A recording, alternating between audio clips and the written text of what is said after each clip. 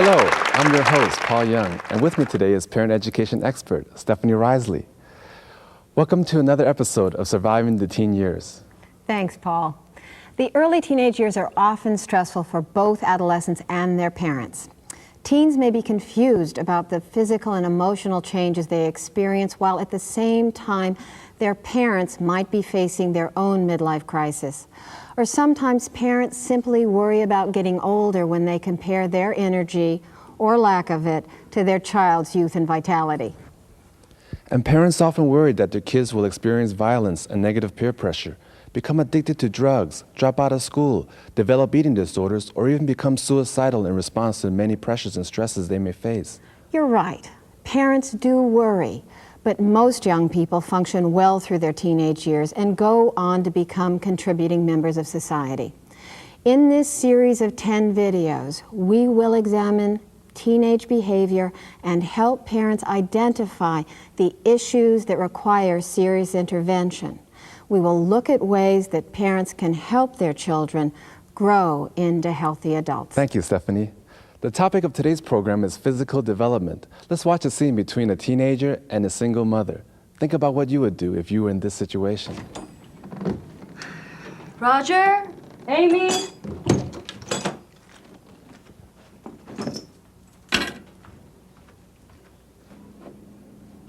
Roger?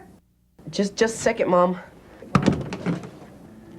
What's going on here? This is my room. You can't just walk in. This is my house. I can do whatever I want. This is Cindy. We went to the movies. You know what, Roger? I really don't care. It's a school night, and you didn't even tell me you had plans to go out. You're too young to be gallivanting all around. Cindy, I think it's best if you leave. Nice to meet you. See you later, Roger.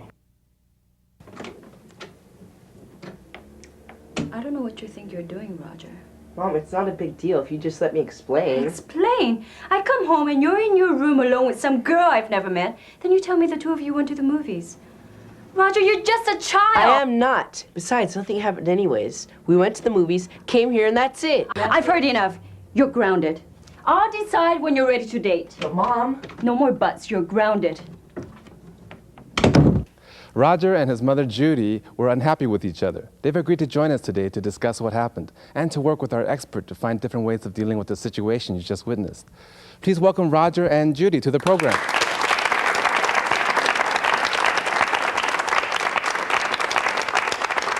Judy, could you tell us in your own words, why were you so upset? Well, I was tired. It'd been a long day. I just wanted to relax for a few minutes when I got home, and I certainly wasn't prepared to see my son with a girl in his room. I mean, he's too young to be making out. I wasn't making out with Cindy. What were you doing then in your room with the doors shut, the lights off, music playing? I'm not stupid, Roger. We were hanging out. Nothing happened. Do you think I'm an idiot? Your clothes and your hair were messed up, and both of you look like you've been caught doing something wrong. We didn't do anything wrong. You came into our room without even knocking. You were rude to me and to Cindy. How dare you, you disrespectful. Okay, hold on. Let's calm down and talk about some of the issues that have been raised. I can't believe what I'm hearing. Who does Roger think he is? He lives in his mother's home and she supports him. He should obey her rules. This kid's maybe 13 and he was caught making out with a girl. That's wrong. He should be punished. What are you talking about? First of all, we don't even know if they were making out. And second, was there any established rule that Roger broke? And what about Judy? I mean, it was rude of her to just walk in on her son. I think I think his second point is really important. I have a question for Judy. Judy, did you and Roger ever discuss any rules for dating? No, we haven't had the discussion yet. As far as I knew, Roger hadn't gone on any dates. He seemed too young. Mom, I start high school next year. I know you have something to say about this, Stephanie. Yeah, there are a couple key issues here. First, as far as age goes, many experts in parenting recommend talking openly with your child about the physical and emotional changes that go along with puberty, beginning when the child is about 9 years old. Are you telling me that my daughter should be ready to date by the time she's 9 years old? You're crazy. I'm not talking about dating, although it's true that rules should be established about what is appropriate and expected before your teen actually starts to date. What I'm talking about is how important it is for girls and boys who are just about to enter adolescence to know exactly what will happen to their bodies. You're right. A lot of crazy stuff starts happening, and well, see, I knew a girl who started her period when she was 10 years old, and she had no idea what was happening to her. Luckily, we don't have to deal with periods, but we get zits and our voices change. It can be very embarrassing. Stephanie? These are difficult topics that parents need to discuss with their children. Are you talking about sex? Yes. First of all, it's important to reassure your teenager that the rapid physical growth, the feelings of awkwardness, and his or her sexual awakening are normal and natural. What you're saying about reassurance makes sense because teenagers do feel insecure. Even though they may be rebelling against their parents, they still need their support. That's right. They do need the support, and they also need their parents to listen to them. We want our children to feel as comfortable as possible talking to us about subjects that may be uncomfortable. So what exactly should we tell our kids about sex and dating? Many parents find it difficult to speak openly about sex, especially to their children. But it's up to you to tell your children about sex and dating. Don't get me wrong. It's important that you teach your values to your children. But it's also critical to establish open channels of communication with your teenager, especially concerning these difficult subjects: gender identity, sexuality, contraception, and sexually transmitted diseases. She's right. If your child can't come to you, then they're just going to learn it from friends or television or magazines. Good point. Or they're just learning about it way too late. You want your children to not only learn your values, but you also want them to have the best information possible about these touchy subjects. They're more likely to get into trouble without your giving it to them. To me, it's important to teach your children not to have sex until they're adults. That way, their judgment has matured a little bit, and they'll realize the consequences of their actions. Wonderful point. Wonderful point. Yeah. What about homosexuality? You know, if someone has sexual feelings for someone of the same gender, they shouldn't really be discouraged about it, right? Or is that wrong? Parents will have their own values concerning homosexuality and will share those with their teenager. But if a teen is struggling with his or her own sexual identity, once again, parents need to try to be supportive and understanding. We've gone a long way from dating. What do you have to say on that subject? Well, as far as dating goes, I believe parents need to set limits with firmness and love without worrying if their teens like the rules. I agree. There need to be firm rules. My son and daughter are not going to date until they're 16, and I don't expect them to have sex until they're married. My wife and I have worked hard to teach our children not to cave into peer pressure. I'm glad I'm not your son. And good luck with this no sex before marriage thing. These aren't the olden days, buddy. You'll understand when you have kids, son. Stephanie, do we have any guidelines on dating? Well, Paul, I do agree with the gentleman in the audience. I think it's important to teach our children to resist peer pressure, especially pressure to have sex at an early age. But what about dating? I mean, going on a date doesn't mean you're going to have sex. Who decides when dating is appropriate? And what kind of rules should I expect from my parents about dating? Well, it is up to each parent to decide what age his or her child should date. But some starting guidelines might include dating only in groups, meeting the potential date before your teen goes out with him or her, knowing where your teen is going on a date and when he or she will be home.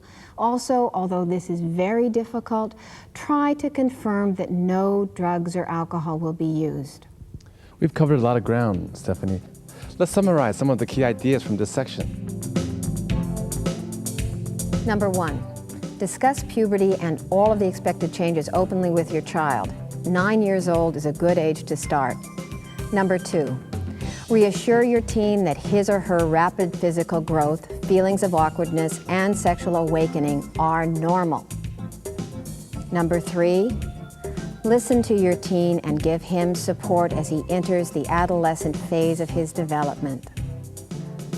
Number 4, parents need to establish open channels of communication with their teens, especially concerning difficult subjects such as gender identity, sexuality, contraception, and sexually transmitted diseases. Parents need to teach their values. Number 5, in areas such as dating, parents need to set limits with firmness and love without worrying if their teens like these rules. Teach your children to resist peer pressure, including the pressure to have sex at an early age. Would you like to do the scene over knowing what you know now? Sure. Let's watch Roger and Judy and see what they do differently. Roger, can I come in? Just a second, Mom. Hi, Mom. What's going on here, Roger? This is Cindy. We went to the movies. Cindy, it's getting a little late. Your parents might be getting worried. You're right, it is late. I had a nice time. I'll see you at school tomorrow. Okay, I'll see you. Nice to meet you. It was nice meeting you too. Roger, I think we need to have a little talk. About what? I realize you're growing up, but I don't want you growing up too fast. You're only 13 years old. And I think it's time I laid out some ground rules. Mom, don't be retarded. I'm serious, Roger. Look, I don't mind you going out with a group of friends, but I certainly don't want you in your room alone with a girl. And I also need to know who you're with, where you're going, when you'll be back. I didn't even know you were going out. There need to be some rules. Are you kidding? No, I'm not. You will need my permission to bring friends over when I'm not home, and you'll have a curfew. Oh, come on, Mom. No one has curfew now. Well, you will. Anything else? Well, I don't know how much you and your dad have talked about sex. I don't expect you to be having sex at this age, but you should know about contraception and diseases and being responsible in general. Okay, Mom. I'm hungry. I need something to eat. But that's probably more than we needed to talk about. But I'm happy we talked. Me too, Mom. Roger, Judy, how do you feel? Mom had a lot more respect for me and my privacy. That was good, and I understand why she wants to have rules for dating. How did you feel when the subject of sex came up? Well, I'm not quite comfortable talking to my mom about that stuff, but I guess it's a good idea. Yeah, it is a little uncomfortable talking about sex with Roger, but I think it's important that Roger knows certain things. Do you think it might be easier now to talk about some of these difficult subjects now that you've broken the ice? Yeah. Good. Now let's watch another scene. A single father has to deal with his teenage daughter who doesn't eat enough to be healthy. Think about what you would do in this situation. Come on, Dad, I'm starving. You know, Dad, it looks pretty good. Mm-hmm. I'm not hungry. What do you mean you're not hungry? You haven't had dinner all week. You know, you used to eat like a horse. Well, I'm not hungry, so may I please be excused? No, you may not be excused. In fact, you're going to sit there and eat, even if I have to force you. I'd love to see that. Shut up, Armand. Dad, I said I wasn't hungry, and not you or anybody else can make me eat. So why don't you just leave me alone? Lynn, would you please sit down? You know, I don't know what's gotten into you lately. All of a sudden, you're dressing like a slob. You refuse to eat. Look, I'm getting fat, and I'm ugly, okay? But I don't expect you to understand that. Dad, girls always think they're fat. Armand, would you please be quiet? Lynn, sit down. You're being ridiculous. I knew you wouldn't understand. You never listen to me, and you don't even care. Lynn and her father George didn't understand one another. They've agreed to join us today to discuss what happened and to work with our expert to find a healthy solution to the situation. Please welcome Lynn and her father to the program.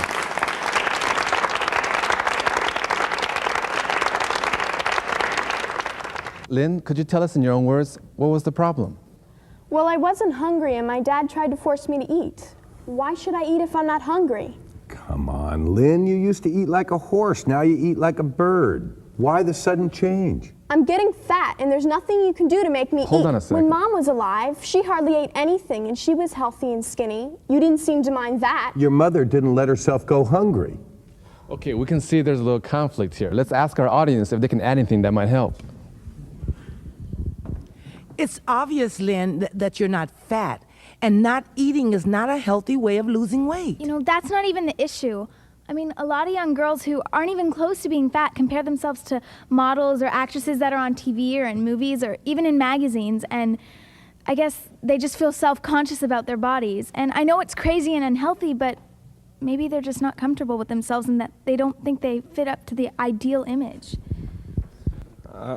It's not about eating or being fat. It's about power. Lynn wants control. I think there's something to that. This is a really serious issue, and Lynn may have an eating disorder. And if she does, she needs to get some help. Stephanie, what do you think? Well, we don't know for sure what's going on with Lynn, and it's not our purpose on this show to publicly psychoanalyze her. However, I will say that an eating disorder should not be taken lightly. Could you tell us a little bit more about these disorders? The two most common eating disorders are anorexia nervosa and bulimia. Doctors believe that both are caused by emotional problems which occur mainly in young women. Anorexia involves a serious aversion to food. A child may go for days without eating, and when food is taken, it is usually minimal. A child who suffers from bulimia, on the other hand, may eat normally or even in excessive amounts, and then the food is purged, sometimes by vomiting and sometimes through the use of laxatives. I knew that anorexia and bulimia could be serious. I remember what happened to Karen Carpenter. Yeah, that's right. Someone suffering from one of these disorders could literally starve herself to death. It's essential to get help from a counselor trained in treating these diseases. I have a question. Can you tell us more about why someone gets an eating disorder? Most experts believe that self-esteem is an important factor. And as someone in the audience mentioned earlier, a lot of times young girls may compare themselves to models or actors. Most young people with these problems tend to be perfectionists and high achievers in school. They want to please their parents, but they resent their role as the good girl or the perfect young man. Many find they have power when they can control what and how they eat. This sense of power helps them compensate for their low self-esteem. As a parent, though, the key point here is to be aware of eating disorders, especially when a daughter doesn't eat and is about to enter adolescence. What Lynn's father said to her didn't help her self-esteem at all when he compared her to a horse. That's not fair. He only meant that she used to have a healthy appetite. We know George didn't mean any harm with his comment, but this brings up another key point. Compliment your teenager's physical attribute.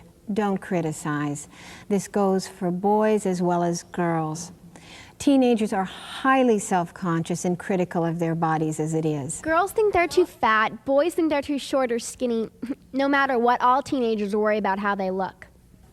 As a parent, be aware of how you feel about your own body. You may be a negative role model for your teen. Now that's the word I've been looking for, role model. Aren't parents supposed to be active role models for their children?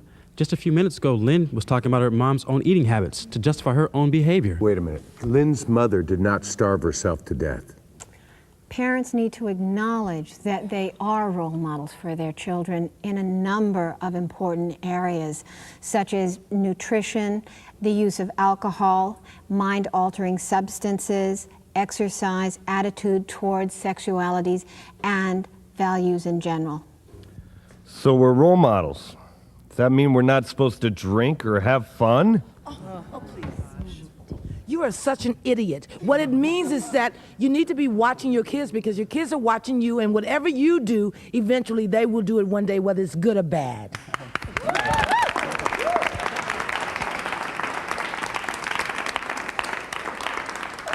Okay. Are there any other comments? We've talked a lot about nutrition and eating right. Now, what about another important issue, personal hygiene? All I can say is that good hygiene is even more important during puberty.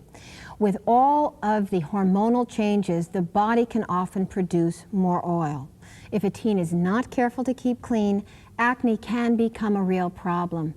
Also, the teenager's sweat glands have developed and body odor will be a problem without good habits of cleanliness. That's obvious.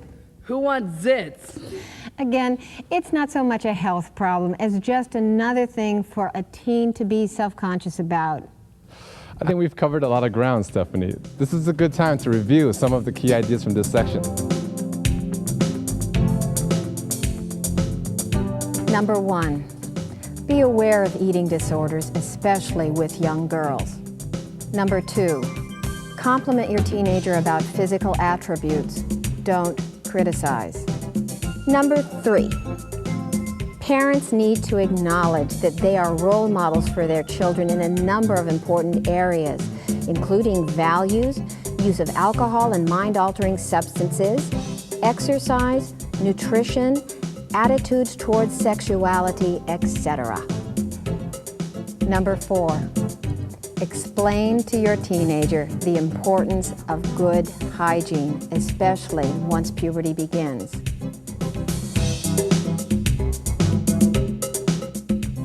Would you like to try the scene again and apply the information you've just learned? Yeah, sure. Good. Let's watch Lynn and George again and see what they do differently. Here we go. Finally. You know, Dad, it looks pretty good. Yep. I'm not hungry. What do you mean you're not hungry? Honey, you haven't eaten dinner all week. You know, I'm getting very worried about you. Is everything okay? He's fat.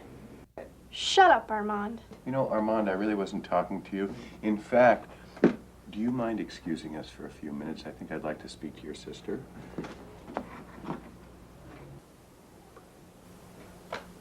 Is there something bothering you? You wouldn't understand, Dad. Well, maybe I will. I just feel fat and ugly. Honey, you're really very beautiful, and you're definitely not overweight. You're just saying that because you're my dad. No, I'm serious. Listen, your body is growing really fast right now, and it needs food. It's completely normal and natural to put on a little weight here and there. It's all part of growing up. It's also part of being a woman. Well, what about Mom? She hardly ate anything. Well, your mother was eating little meals throughout the whole day. She ate all the time. She just never ate one big meal. And you know something? She exercised a lot, too. So, you think I should start exercising then? Well, maybe you should. I mean, you're always welcome to come to the gym with me. Thanks, Dad. Okay. Listen, Lynn, I just want you to know that I'm always going to be here if you need me. And if we need to, well, maybe we can go to a counselor. Okay, Dad. Okay. George, Lynn, how do you feel? Well, I felt a lot better having spoken openly with Lynn. You know, instead of getting angry or upset because she wasn't eating, I listened to her and I tried to help her. What about you, Lynn? I didn't think I could talk to my dad about my feelings, but I realized that's what he's really there for. Anything else? Changing the way I feel about my body may take some time, but I'm going to work on it. And I want to keep eating and definitely start exercising. Good. Now let's review some of the key ideas from this section.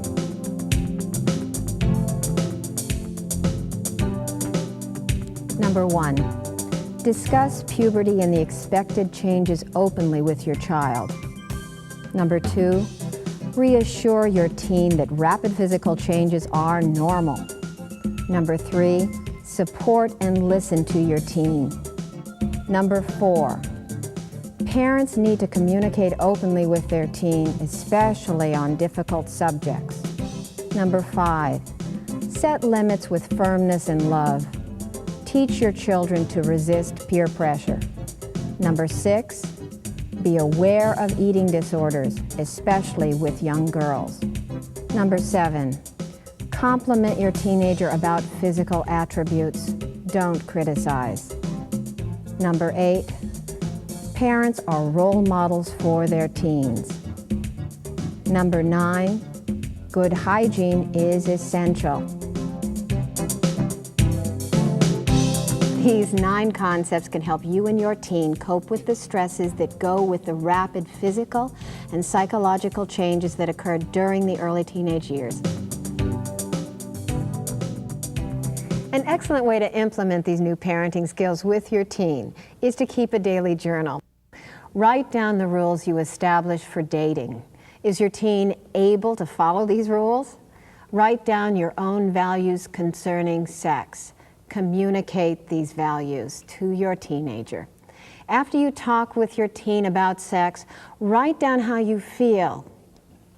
If any of your children seem to suffer from an eating disorder, talk to them. Write down any changes in their behavior. And we hope watching this video will help you with your teen. We look forward to working with you again in our next episode of Surviving the Teen Years.